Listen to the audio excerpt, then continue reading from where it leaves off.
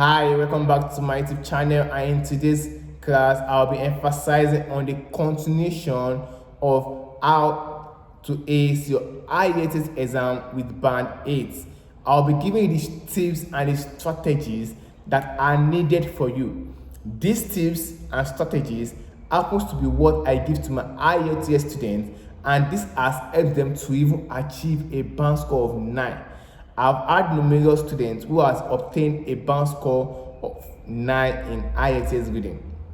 Now, I love to give you the tips and also the strategies that are needed for you. Now, this class is a continuation of the IELTS reading. So if you not watched the last class, or if you not watched the last video that we did, please kindly do that after this video. It will be very helpful for you. We give tips and strategies that were needed for you. They were only needed for you, and trust me, if you can follow the tips and the strategies, they will be helpful for you. So please kindly watch the video after this video, because this video is coming in a different aspect. This video is the tips and the strategy that we'll be giving you in today's class is top notch. So now, last class I emphasized on one of my students who has been tutored by many, let me say, teachers, many lecturers, many tutors, many IELTS tutors. So she has had different experiences. She has obtained different knowledge from different people. Now, let me start with something. There was a time she suggested that, now talking about time management, there was a time that when she came to the academy and we were discussing about reading in the class, now there was a time that she suggested that she has had different lecturers. Now, she suggested that in passage 1, now it's 60 minutes for 40 questions, right? 60 minutes to answer 40 questions. Now, she suggested that one of her tutors told her that in passage 1, she should use 20 minutes. She should use 20 minutes. In passage 2, she should also use 20 minutes.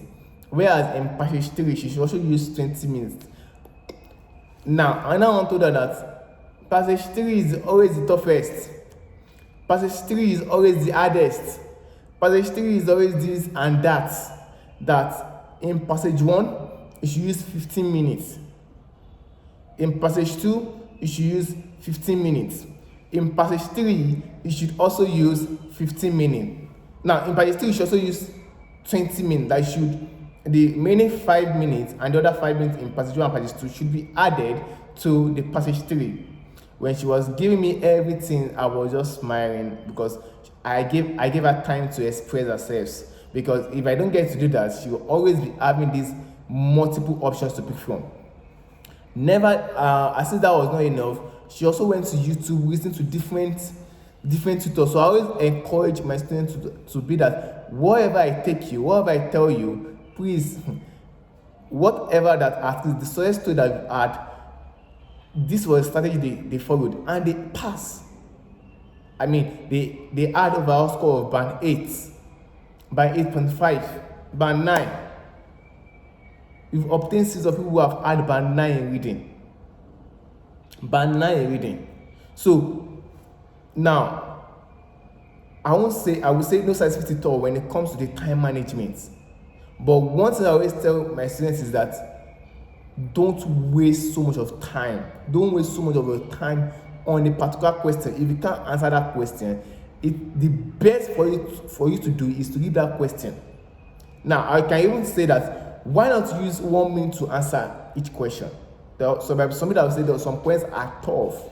Some questions are very hard to get. Yes, I know that some questions are very hard to get, but if you can get to do that, now the many questions that you are unable to answer, you can channel it for the extra 20 minutes. If you can use 40 minutes to answer 40 questions, the remaining 20 minutes will be beneficial to you, because you'll be able to use it for the many questions that you were unable to answer. Why not that? Now, another thing I would love to say is that when a student tells you that, or when a student tells you that use 20 minutes for passage 1, use 20 minutes for passage 2, the reality of it is that you can use 21 minutes. It might not even, what about if you finish before time? Are you with me? What about you finish that passage 1? What about you finish before 20 minutes? I tell you you were being told to use 20 minutes. Now I've had some people that were very fast. when it comes to reading and scanning IELTS passages, they were very fast. I've asked some of my students that even on passage 1, they score everything within the period of, let me say, 17 minutes. Whereas I've had some people that within, it has to take them extra minute, 21 minutes. So there's no perfect way when it comes to time management, but on the passages and timing. Now, but one that is very key has to do with the fact that you have to know at the back of your mind that you are not reading the passage. This saves you time. Not reading the passages again saves you a lot of time that you can't know until you are done. And there are questions that remain, there are many that are remaining, and you are done with your questions. You are done with the questions. So it saves time. It saves you energy. It saves you energy, and it is very important. Now, she also took mention. She also took mention that Mr. Smart, one of my tutors told me that I should go and answer passage 3 first. I should go and answer passage 2 first. Why? Because passage 1 are very simple. They are the simplest. Let me put it that way. That the passage 1 are the simplest, while the last passage is the hardest. Well, I will say it is correct. When it comes to IELTS, let me say the first passage you are most likely to get are mostly easier questions. They are mostly easier questions. And passage, I think the more you move, the more you get to meet some tougher questions. Are you with me? The more you move, the more you get to see some tough questions. The more you move, the more you get to see some tough questions, and it becomes more tougher. And it becomes more, so it's always like that. It is always like that. So it is always like that. It is always like that. Nothing changes it. So I can recommend that you start from passage 1. If there are time, so that I said, when it comes to time management, there are no perfect answer to it. Trust me, there are no perfect answer to it. Now you can start from passage 1, you are done very early, you move to passage 2, you move to passage 3. And some people start from passage 3 and they waste so much of their time on it.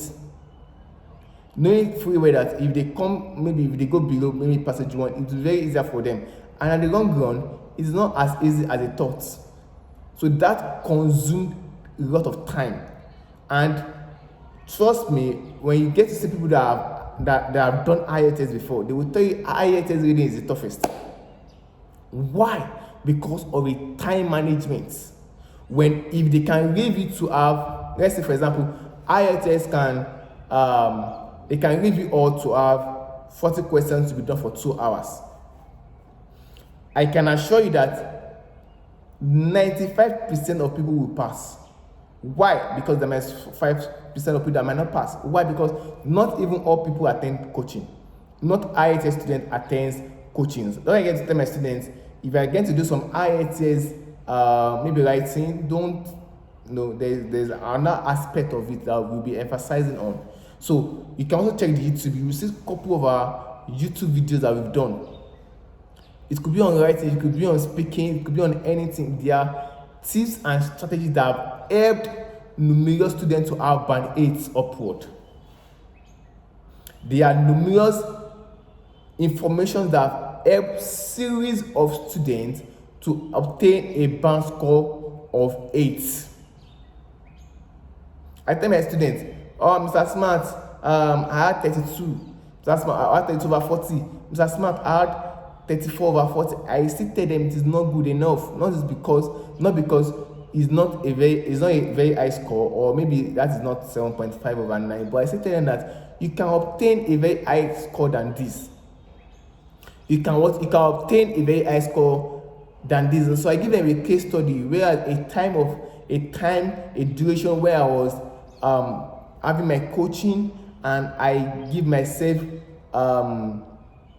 I put myself under some conditions. I tell myself, if you can score 33, if you can't score 33 over 40, that means that I'm not eating my morning food. I'm not eating my breakfast. I will score 34. I will tell myself, If you can score 34 immediately, still same score, and you can't go above 34, you are still not eating this morning food, this breakfast. Trust me, similarly, they will have 36. That is the same format of how I challenge myself to be able to continually like add an overall score of 8. I was having 36, 35 even during when I was practicing my IELTS. I was having constant 35 over 40, constant 36 over 40. I even had 39 over 40. But I developed myself. Eventually, I was not getting 38, 37, 39, 40, 40. I was having that score. I was having that even doing practice. And majority of the time, some people will tell you, okay, I'm having lower score. What about if I get to my exam day? And is it more possible that I'm going to have or obtain band 9? Is it possible I'm going to obtain band 8.5? Majority of the time, it might be lucky enough that you might miss simpler questions, simpler passages. Simpler passages that might be not so hard for you to comprehend immediately. I might be lucky that the questions that might be coming, the passage will be very simple. And you might also not be unlucky that the passages would be tough. They would be tough. They're not as easy as we think. They're not as easy as we think. Now, so we will tell you, but I've been having a constant 30. I've been having 30 over 40 and I'm a nurse. I only need band 7. I'm having 30, I'm having 31. Can I register? I still tell them, you can. But don't register immediately. Give it a duration of time. You must be constant on it. You must be constant when it comes to your practices. You must be constant. Why? Because if you get to leave reading alone for a short duration of time, you might be affected. I told you I was having 38, 37, 36. Now, I left my reading for my listening. I started obtaining a band score of about, because my listening was very low back then. I was having 26, 25. So I went back to listening. I developed on listening for a short duration of time for about 3 weeks. I stopped doing reading at all. I stopped doing reading at all. Trust me, my listening improved. I use the same methodology, I use the same idea I used for my reading practice. If I don't get above this score, I'm not going out. If I'm not going above this thing, I'm not getting this. If I'm not getting this, I'm not eating. It increased rapidly. It has a rapid growth. It was a rapid growth. But when I went back to my reading, it fell. I think I had, the first reading I did then, I think I had 26. I had 26 over 40. I was like, wow, how?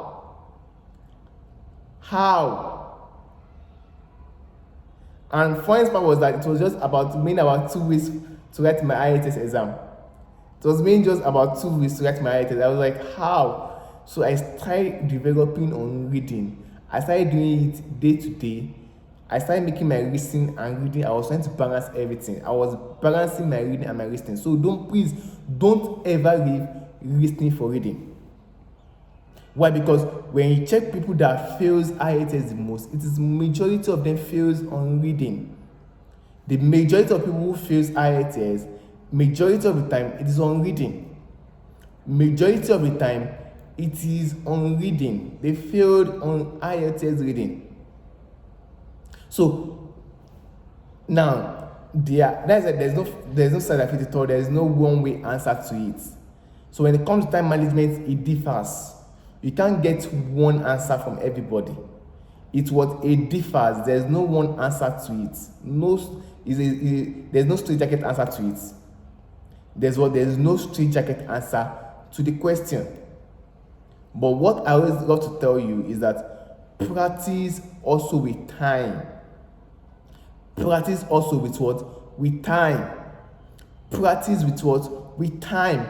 Why should I practice with time? Some people ask me, why should I practice with time? Because when I was doing my practice, I didn't time myself. I said that is wrong. Even if you score 35, that's not the best way to obtain band 8 in your IELTS reading. It's not the best way. Time yourself. Now, funny part is that if you even time yourself and you get to have a lower score, it pays you more. Now, if you can time yourself, and when you're not timing yourself, you add 35, you add 36. Now, when you get to time yourself, you got to have about 28, you got to have about 29 over 40. It's still more better. It's still more better than not timing yourself. It is still what? It is still more better than not timing yourself. So it's more better that you time yourself. Always time yourself. Always time yourself when it comes to IELTS reading. Always time yourself.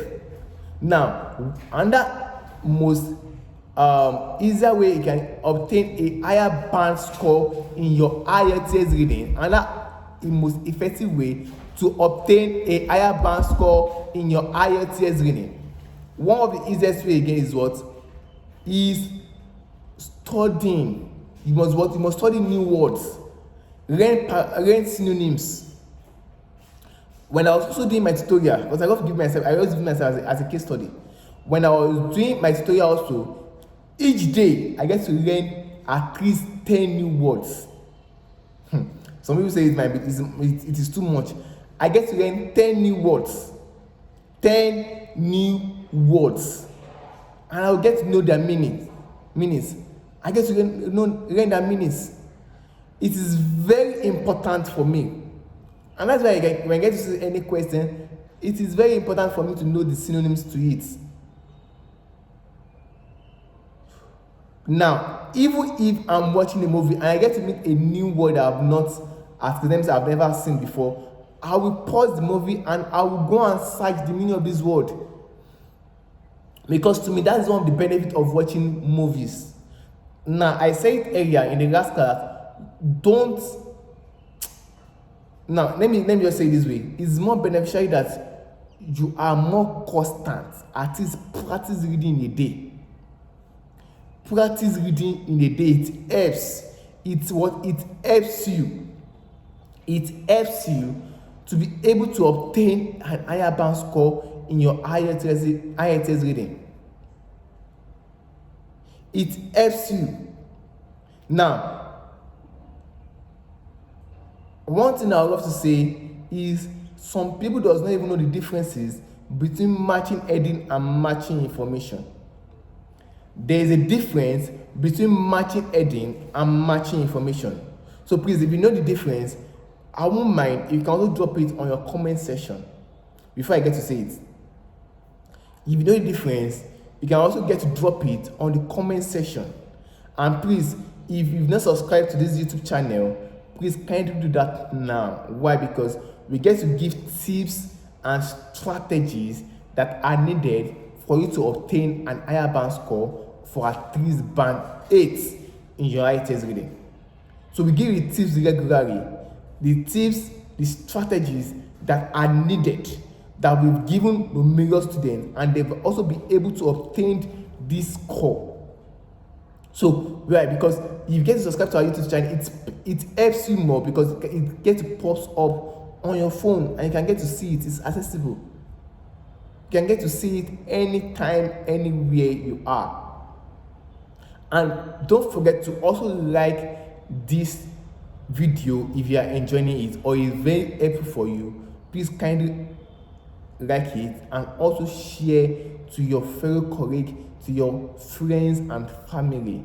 Why? Because these tips and strategies, majority of people does not give it out. Majority of people does not give it out. They prefer to make it private for their student alone. I know what I'm saying. They prefer to make it private, but I've decided to make it public for everybody.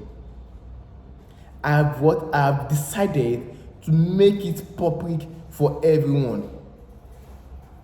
I've decided to make it public for everyone listening to me right now.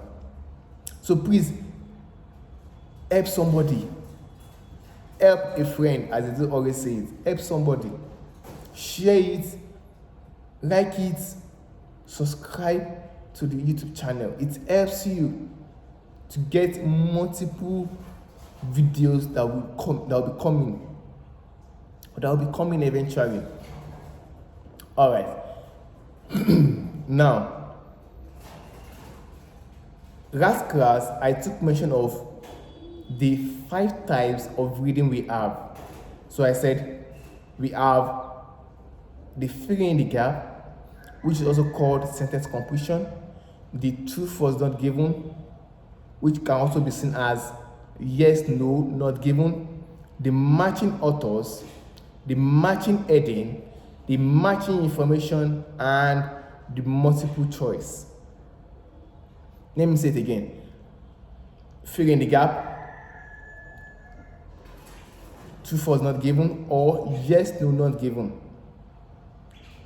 Matching authors, matching heading, matching information, and multiple choice.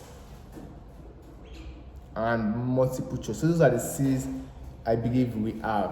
I know we have in IELTS reading. And each one of them will be required of you to know. So it's more beneficial that you check the next video so it can help you, because that has been emphasized on the next video, which was the what we had in our last video, what was done in our last video. So please kindly watch it after this video. It helps you. Now, I've had people that they will also tell me that, Mr. Smart, is it more would you advise that I start with filling the gap? Would you advise I start with true false not given? Mr. Smart, is it advisable to start with questions that are easier or to go for the tougher questions? I tell them one answer. I said, practice both. Practice both. Within yourself, do multiple practices and check it out. So you can practice 5 questions on tougher questions, maybe starting with multiple choice, because for some people, multiple choice is the hardest. For some people, matching information is the hardest. For some people, matching heading is the hardest. So for some people, filling the gap is the hardest. For some people, true false not given or yes not given is the hardest. So which one is your own hardest? If you've done IELTS before, I won't mind to also see it on the comment section. Please drop it down. Which one do you feel is the hardest among the true false not given, the filling the gap, matching author, matching information, matching heading, multiple choice? Which one is the hardest among them? Please drop it down within you, the one you feel is the hardest, the one you believe is the hardest. Please drop it down. Now, should I go with filling the gap? Should I start with filling the gap, then I move to true false not given, then go to matching authors? I tell them, well, this is the only thing I tell them. I said, when it comes to IELTS, majority of your questions are filling the gap, which is also called sentence completion.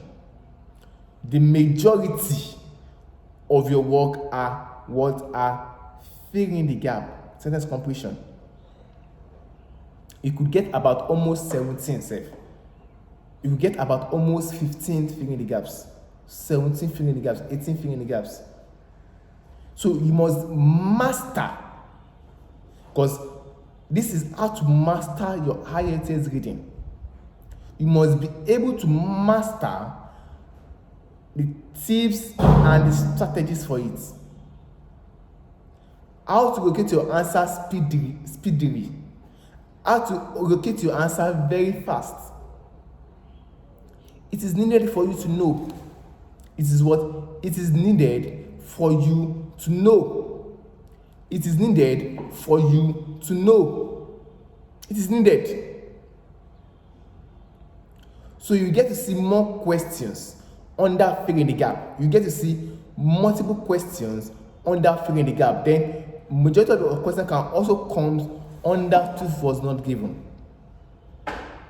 Majority of the question can also come under true false not given. Under true false not given. Under true false not given. Now, I emphasized on the last video the differences between true, false, and not given. I emphasized on the difference also between yes, no, and not given. And I made justice to the difference between true and false. I told you what truth